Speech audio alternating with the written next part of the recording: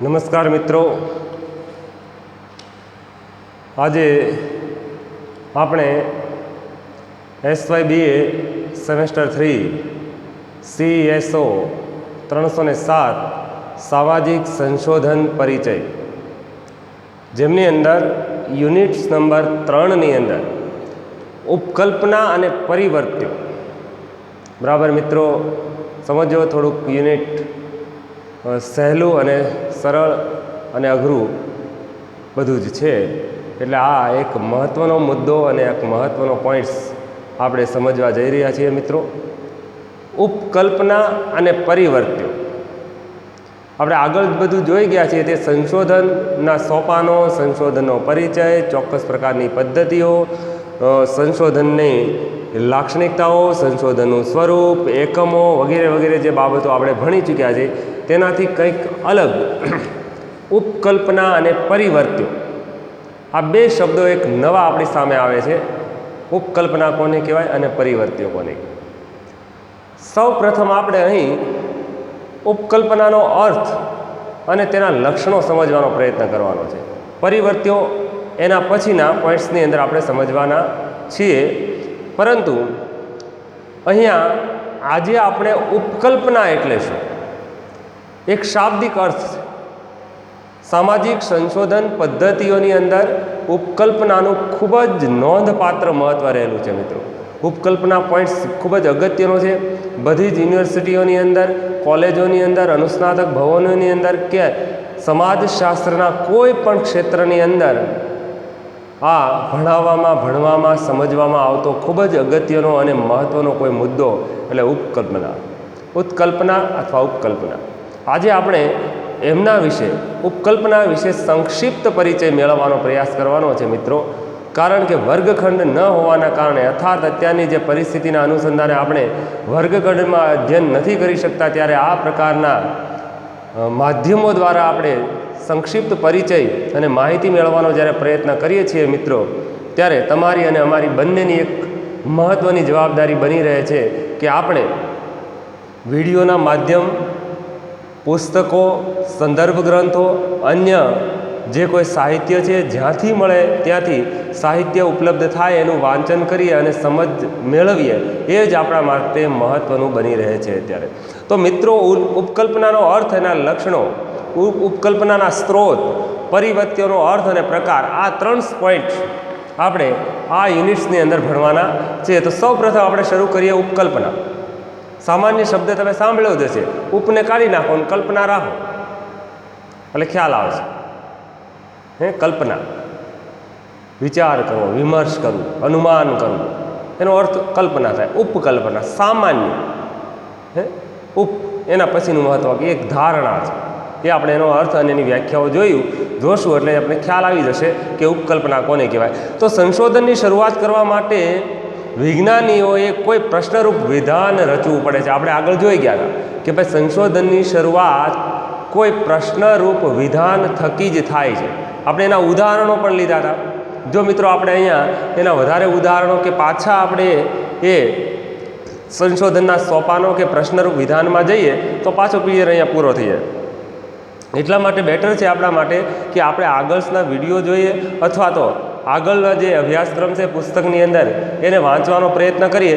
તો સંશોધનની શરૂઆત કરવા માટે વિજ્ઞાનીઓએ, સંશોધકોએ કોઈ પ્રશ્નરૂપ વિધાન રચવું પડે છે. હવે પ્રશ્નરૂપ વિધાન એટલે શું, એની આપણે આગળના વિભાગની અંદર આપણે એની ચર્ચા કરી ચૂક્યા છીએ. અને આવા પ્રશ્નના આધારે વૈજ્ઞાનિક સંશોધનોનો પ્રારંભ થાય છે. તો પ્રશ્નરૂપ વિધાન, ભારતની અંદર ગરીબીના કારણો, ભારતની અંદર બેરોજગારી શા માટે, ભારત દેશની અંદર દહેજ પ્રથા શા માટે, પ્રશ્નરૂપ વિધાન છે. અને આવા ઘણા બધા વિધાનો તમે રચી શકો છો. પ્રશ્નરૂપ વિધાન હોવું જોઈએ. બીજા શબ્દોમાં કહીએ તો સંશોધનનો હેતુ વૈજ્ઞાનિક પદ્ધતિઓના ઉપયોગ દ્વારા પ્રશ્નનો ઉત્તર મેળવવાનો છે. યાદ રાખજો, જો સમાજશાસ્ત્રનો ખૂબ સરસ મજાનો આ પોઈન્ટ્સ મુદ્દો છે કે સંશોધનનો હેતુ શું છે, સંશોધન શા માટે કરવામાં આવે, સર્વેક્ષણ શા માટે કરવામાં આવે છે. તો કે ભાઈ જે કાંઈ પ્રશ્નરૂપ વિધાન છે એના તારણો તારવવા માટે અથવા તો વૈજ્ઞાનિક પદ્ધતિથી આ પ્રશ્નનો ઉત્તર મેળવવા માટે આ સંશોધનો કરવામાં આવે છે. પર્યાવરણીય પ્રદૂષણ એક સામાજિક સમસ્યા પ્રશ્ન છે આપણી સામે. એનો ઉત્તર મેળવવા માટે સંશોધન કરવું પડે. પ્રશ્નરૂપ વિધાનનો ઉત્તર મેળવવા માટે સમાજશાસ્ત્રીય વૈજ્ઞાનિક પદ્ધતિઓ દ્વારા આ પ્રશ્નનો ઉત્તર મેળવવા માટે સંશોધનો કરવામાં આવે છે. આવા પ્રશ્નરૂપ વિધાનને ઉપકલ્પના અથવા પરિકલ્પના કહેવામાં આવે છે. યાદ રાખજો બરાબર. આવા પ્રશ્નરૂપ વિધાન જે હોય છે એને ઉપકલ્પના અથવા તો પરિકલ્પના કહેવામાં આવે છે. આપણા સામે પ્રશ્નરૂપ વિધાન છે એ પ્રશ્નરૂપ વિધાનનો ઉત્તર મેળવવા માટે અથવા તો એનો ઉપયોગ મેળવવા માટે વૈજ્ઞાનિક પદ્ધતિ દ્વારા જે કાંઈ એના તારણો કે જવાબ મેળવવાનો જે પ્રયત્ન કરીએ છીએ અથવા તો આ પ્રશ્નરૂપ વિધાન છે તેને ઉત્કલ્પના અથવા તો પરિકલ્પના કહેવામાં આવે છે. એટલે કે સંશોધન અમુક પ્રકારના પ્રશ્નરૂપ વિધાનથી જ શરૂ થાય છે. આપણે આગળ જોયું હતું મિત્રો કે સંશોધન એમ જ શરૂ થઈ જતું નથી, પરંતુ એક પ્રશ્નરૂપ વિધાન હતી. આપણે આગળ એના ઘણા બધા ઉદાહરણો લઈ હતા. આવો પ્રશ્ન ગમે તે સ્વરૂપનો હોઈ શકે. જેમ કે હવે ઉદાહરણો અહીંયા આપેલા છે. આમ શા માટે બને છે? આ તમે બધાની પાછળ લગાવી શકો છો. આમ શા માટે બને? ભ્રષ્ટાચાર શા માટે થાય છે? દહેજ શા માટે લેવાય છે? દહેજ શા માટે અપાય છે? ભિક્ષાવૃત્તિ પાછળ કયા કારણો છે? નિરક્ષરતાનું પ્રમાણ કેમ વધારે છે? આમ શા માટે બને છે? શું શિક્ષણનું સ્તર નીચું જઈ રહ્યું છે? પ્રશ્નરૂપ વિધાન છે. શું પછાત વર્ગોની અંદર શિક્ષણનું સ્તર નીચું છે? વંચિત સમૂહોની અંદર આર્થિક પરિસ્થિતિ નબળી છે? શું રોજગારીની તકો ઓછી છે? બેરોજગારીનું પ્રમાણ વધી રહ્યું છે? જો તમે આમ શા માટે બને છે? શું શિક્ષણનું સ્તર નીચું જઈ રહ્યું છે? વિભક્ત કુટુંબ સંયુક્ત કુટુંબનું સ્થાન લઈ રહ્યું છે? પ્રશ્નરૂપ વિધાન છે. અથવા સંયુક્ત કુટુંબ વિભક્ત કુટુંબનું સ્થાન લઈ રહ્યું છે? પ્રશ્નરૂપ વિધાન છે. આનો ઉત્તર મેળવવાનો છે. અને આ પ્રશ્નરૂપ વિધાન છે એ જ ઉપકલ્પના છે, એ જ પરિકલ્પના છે. સંયુક્ત કુટુંબ અને કોટિક્રમિક જ્ઞાતિ વચ્ચે સહસંબંધ રહેલો છે? તો આ બધા પ્રશ્નરૂપ વિધાન છે. અને આવા તમે સમાજશાસ્ત્રના એક વિદ્યાર્થી તરીકે ઘણા બધા પ્રશ્નરૂપ વિધાન કરી શકો છો. અને પ્રશ્નથી જ સંશોધનની શરૂઆત થાય છે. શું ભિક્ષાવૃત્તિનું પ્રમાણ વધી રહ્યું છે? અનેક પ્રશ્નરૂપ વિધાન આપણી સમક્ષ છે. આધુનિક ઔદ્યોગિક સમાજ વ્યવસ્થા સાથે સંયુક્ત કુટુંબ વ્યવસ્થા પ્રતિકૂળ છે? આજનો જો આ બધા પ્રશ્નરૂપ વિધાન છે કે ભાઈ આજની જે આધુનિક ઔદ્યોગિક સમાજ વ્યવસ્થા છે એની સાથે અત્યારે સંયુક્ત કુટુંબ છે એ ખરેખર યોગ્ય છે, પ્રતિકૂળ છે, સમાયોજન સાધી શકે છે? પ્રશ્નરૂપ વિધાન છે. તો આવા પ્રશ્નરૂપ વિધાનો ઉપકલ્પનાના દ્રષ્ટાંત છે. આપણે જ્યારે સંશોધન કરવા માટે શરૂઆત કરીએ છીએ ત્યારે સૌ પ્રથમ પ્રશ્નરૂપ વિધાનથી જ શરૂઆત થાય છે. આપણી સામે એક પ્રશ્નરૂપ વિધાન છે. શા માટે, કેમ, શું કારણો વગેરે વગેરે. અને આપણે એનો ઉત્તર મેળવવા વૈજ્ઞાનિક પદ્ધતિથી જે પ્રયાસ કરીએ છીએ તેને એક ઉત્કલ્પના અથવા તો પરિકલ્પના અથવા તો પૂર્વધારણા અથવા તો અનુમાન વગેરે શબ્દોથી. અહીં ધ્યાનમાં રાખવા જેવી બાબત એ છે કે આવા પ્રશ્નરૂપ વિધાનો એવા હોવા જોઈએ કે તેમાં સમાવિષ્ટ થતા ખ્યાલો સ્પષ્ટ હોવા જોઈએ. જો બરાબર સમજો, પ્રશ્નરૂપ વિધાન એટલે કે મન ભાવે તેવું પ્રશ્નરૂપ વિધાન નથી કરી દેવાનું. એ સમષ્ટિના સમાવિષ્ટ થતા ખ્યાલો હોવા જોઈએ. તેમાં સમાવિષ્ટ થતા ખ્યાલો હોવા જોઈએ જે તટસ્થ હોવું જોઈએ, ખરેખર વાસ્તવિક. મેં બેરોજગારીની વાત કરી, ભ્રષ્ટાચારની વાત કરી, નિરક્ષરતાની વાત કરી, કે વસ્તી વધારાની વાત કરી, પ્રદૂષણની વાત કરી, સંયુક્ત કુટુંબ, જ્ઞાતિ વ્યવસ્થા, ધર્મ, આ બધા સ્પષ્ટ ખ્યાલો છે. સમાજની અંદર સંકળાયેલા છે, સામાજિક પાસાઓ સાથે સંકળાયેલા છે એવા છે. એટલું જ નહીં પણ આ પ્રશ્નરૂપ વિધાન હકીકતો પ્રેરિત હોવું જોઈએ. ખરેખર આ પ્રશ્નરૂપ વિધાન ખરેખર હકીકત અને તટસ્થ એટલે કે સત્ય હોવું જોઈએ. મેં તમને અથવા તમે મને કીધું કે ભારત દેશની અંદર વસ્તી વધી રહી છે, ભારત દેશની અંદર કુટુંબ નિયોજનનું કાર્યક્રમ અમલી બની રહ્યો છે, તેના શું પરિણામો આવ્યા? ગામડાના લોકો કુટુંબ નિયોજન કાર્યક્રમ સ્વીકારતા નથી. આરોગ્યની અલ્પ સુવિધાઓ છે, નિરક્ષરતાનું પ્રમાણ વધી રહ્યું છે. આ બધી જે બાબતો છે એ ખ્યાલો સ્પષ્ટ છે, હકીકત પ્રેરિત છે. જો પ્રશ્ન મૂલ્ય પ્રેરિત હોય તો તેનું હકીકત પ્રેરિત પ્રશ્નમાં રૂપાંતર કરવું જોઈએ. મૂલ્ય પ્રેરિત હોય તો એને હકીકતલક્ષી પ્રશ્ન વિધાન બનાવવું જોઈએ. પેરેટોએ બરાબર સમજ્યો, પેરેટોએ એવી ઉપકલ્પનાની રચના કરી હતી કે માનવીની સામાજિક ક્રિયાઓ બિનતાર્કિક છે. જો આ એક ઉપકલ્પનાની એક વ્યાખ્યા પેરેટોએ કરી હતી ઉપકલ્પનાની, કે માનવીની સામાજિક ક્રિયાઓ બિનતાર્કિક છે, એમાં તર્ક નથી. હું જે કાંઈ સામાજિક ક્રિયાઓ કરું છું બિનતાર્કિક છે, તર્ક પ્રમાણે નથી કરતો. અહીંયાથી સ્ટેશન જવું છે, ગેટ જવું છે, ઓફિસમાં જવું છે, વગેરે વગેરે બિનતાર્કિક છે. એ પેરેટો એવું કહે છે. લેબરે રચેલી ઉપકલ્પના આ પ્રમાણે હતી: પ્રોટેસ્ટન્ટ આચાર આધુનિક મૂડીવાદના વિકાસ માટે વિવિધ કારણો પૈકીનું એક આવશ્યક કારણ છે, અને આ પ્રકારનો પ્રોટેસ્ટન્ટ આચાર ન હોત તો આવી ઔદ્યોગિક મૂડીવાદી અર્થવ્યવસ્થા વિકસી શકી ન હોય. અર્થાત આ જે કાંઈ પશ્ચિમના આધુનિકવાદની જે બાબત છે એ અહીંયા વેબરે અને પેરેટોએ સમજાવવાનો પ્રયત્ન કર્યો છે. એના સમયની અંદર પ્રોટેસ્ટન્ટ આચાર સંહિતા, જે ખ્રિસ્તી ધર્મના બે સંપ્રદાયો છે, એના અનુસંધાને આ મૂડીવાદનું દ્રષ્ટાંત અહીંયા ઉપકલ્પનાના આધારે પેરેટોએ અને લેબરે ઉપકલ્પનાની રચના કરી છે, કે જે બાબત છે એ ઉપકલ્પનાના આધારે નિર્માણ થાય છે. તો આ આપણે સર્વસામાન્ય રીતે ઉપકલ્પના, પરિકલ્પના, પૂર્વધારણા, અનુમાન એ બાબતનો સંક્ષિપ્ત પરિચય મેળવવાનો આપણે પ્રયાસ કર્યો છે. હવે આપણે અહીંયા એનો થોડોક અર્થ વિસ્તાર જોઈએ મિત્રો, તો એના ઉપરથી આપણે સ્પષ્ટ ઉપકલ્પનાનો ખ્યાલ આવશે કે ઉપકલ્પનાનો અર્થ જોવા જઈએ. આપણે પ્રયત્ન કરીએ મિત્રો કે ઉપકલ્પનાના અર્થની સ્પષ્ટતા કરતાં ગુડે અને હટ લખે છે. બરાબર સમજો મિત્રો, મેં સાઈડની અંદર સમાજશાસ્ત્રીઓના નામ લખ્યા છે, તમારું ધ્યાન દોરાય એટલા માટે. ઉપકલ્પનાના અર્થની આ સ્પષ્ટતા કરતાં ગુડે અને હટ એવું લખે છે: ઉપકલ્પના એક એવું વિધાન છે કે જેની યથાર્થતા તપાસવા માટે ચકાસણી પર મૂકી શકાય છે. જો બરાબર સમજો, ગુડે અને હટે એક વ્યાખ્યા એવી કરી છે કે ઉપકલ્પના એક એવું વિધાન છે કે જેની યથાર્થતા તપાસવા માટે ચકાસણી પર મૂકી શકાય છે. એવું પ્રશ્નરૂપ વિધાન છે. ગુડે અને હટ એવું કહે છે કે તેની હકીકત લક્ષિતા, યથાર્થતા, વિશ્વસનીયતા તપાસવા માટે એની ચકાસણી કરી શકાય છે.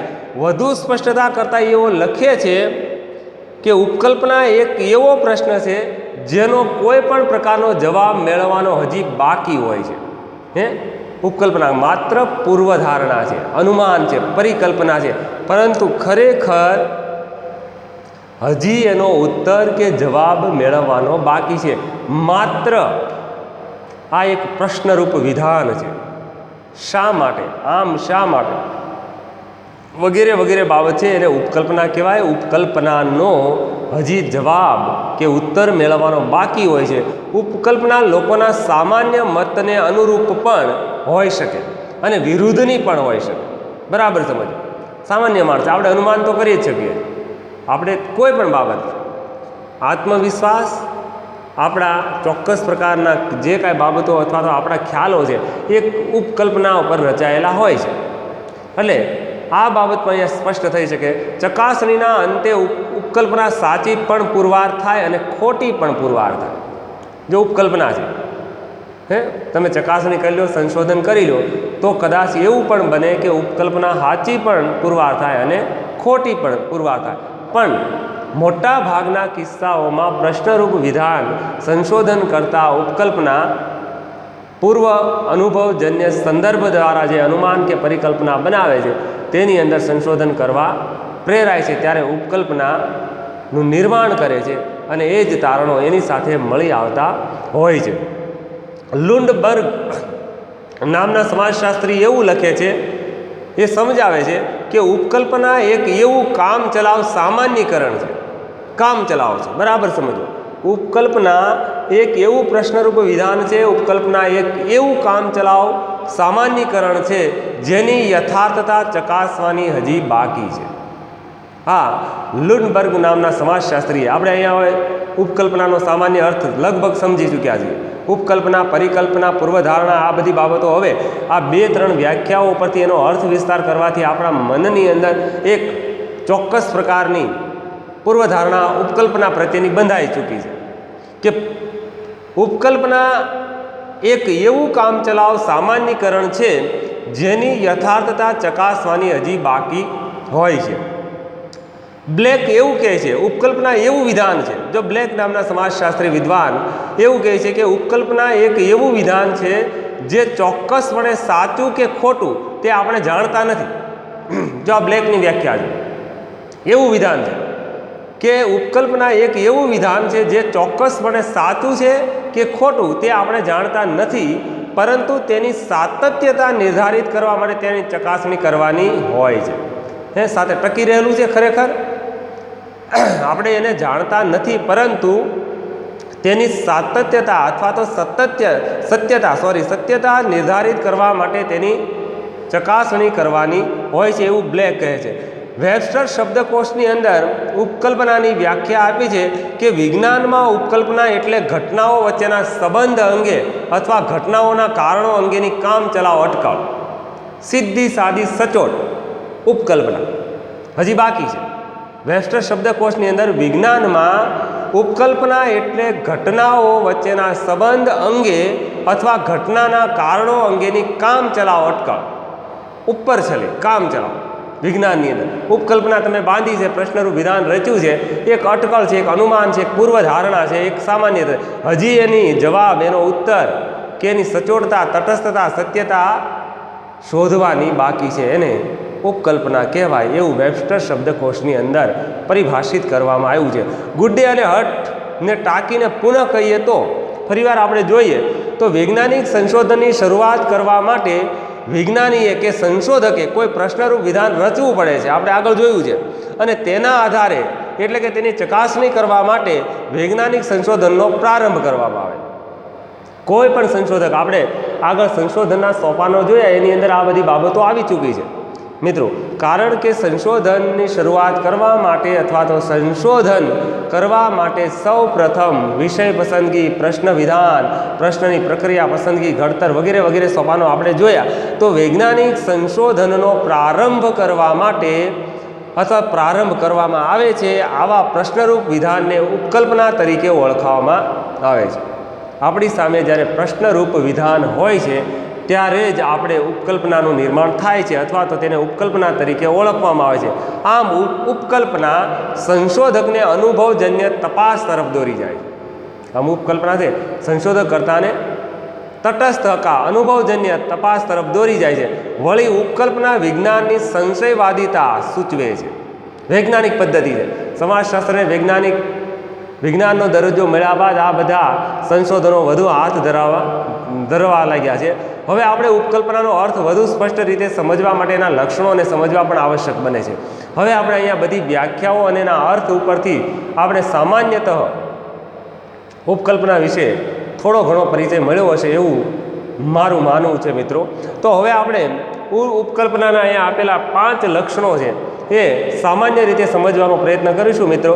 તો એના ઉપરથી આપણે ઉપકલ્પનાની વ્યાખ્યા જે જોઈ છે, એનો અર્થ જોયા છે, સમાજશાસ્ત્રી આપેલા અર્થ વિસ્તાર છે, વ્યાખ્યા, પરિકલ્પના, ઉપકલ્પના, અનુમાન, પૂર્વધારણા, એક પ્રશ્નરૂપ વિધાન, કામચલાઉ અટકળ, જેની સત્યતા શોધવાની બાકી છે, જેનો જવાબ ઉત્તર મેળવવાનો બાકી છે, માત્ર ને માત્ર એક કલ્પના છે, ઉપકલ્પના છે.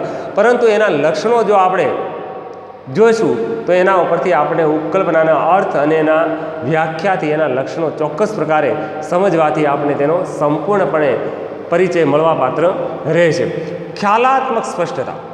જો અહીંયા પહેલું લક્ષણ છે, ઉપકલ્પનાનું પહેલી લાક્ષણિકતા છે ખ્યાલાત્મક સ્પષ્ટતા. ખ્યાલાત્મક ઉપકલ્પના ખ્યાલાત્મક રીતે સ્પષ્ટ હોવી જોઈએ. મેં આપણે આગળ વાત કરી કે ભાઈ પ્રશ્નરૂપ વિધાન કેવું હોવું જોઈએ?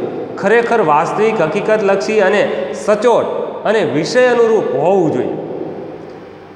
ખ્યાલો સ્પષ્ટ રીતે પરિભાષિત થયેલા હોવા જોઈએ. જે કાંઈ તમારું પ્રશ્નરૂપ વિધાન છે તે ગુડે અને હટ કહે છે કે અહીં ફરીથી એ જ બાબત ઉપર ભાર મૂકી નોંધવું જરૂરી છે કે ઉપકલ્પનામાં વપરાયેલા ખ્યાલો સ્પષ્ટ હોવા જોઈએ. આપણે આગળ જોયું, આપણે ઈચ્છા પ્રમાણે પ્રશ્નરૂપ વિધાન બનાવી શકતા નથી, પરંતુ એ ખ્યાલ સ્પષ્ટ, હકીકતલક્ષી, તટસ્થ અને વાસ્તવિક હોવો જોઈએ. વાત કરીએ કે ભારત દેશની અંદર નિરક્ષરતાનું પ્રમાણ વધી રહ્યું છે. એક બાબત અહીંયા પ્રશ્નરૂપ વિધાન છે. વસ્તી નિયંત્રણના પગલાં ભરાઈ રહ્યા છે વગેરે વગેરે જે કાંઈ બાબતો છે સંદિગ્ધ અને અસ્પષ્ટ ન હોવા જોઈએ. સંદિગ્ધ અને અસ્પષ્ટ. સંદિગ્ધનો અર્થ તમે જાણો કે ખ્યાલ સ્પષ્ટ ન હોય એવા સંદિગ્ધ, એની અંદર કોઈ ખાસ ખબર ન પડતી હોય, અટકળો ન થઈ શકતી હોય, ઉપકલ્પના ન થઈ શકતી હોય, પરિકલ્પના ન થઈ શકતી હોય, એ સંદિગ્ધ વિધાન છે, એવા ન હોવા જોઈએ. એટલું જ નહીં પણ ખ્યાલો એવી રીતે પરિભાષિત કરવા જોઈએ કે જેથી સામાન્યપણે તેનો સ્વીકાર થાય અને તેનું સંવાહન શક્ય બની શકે.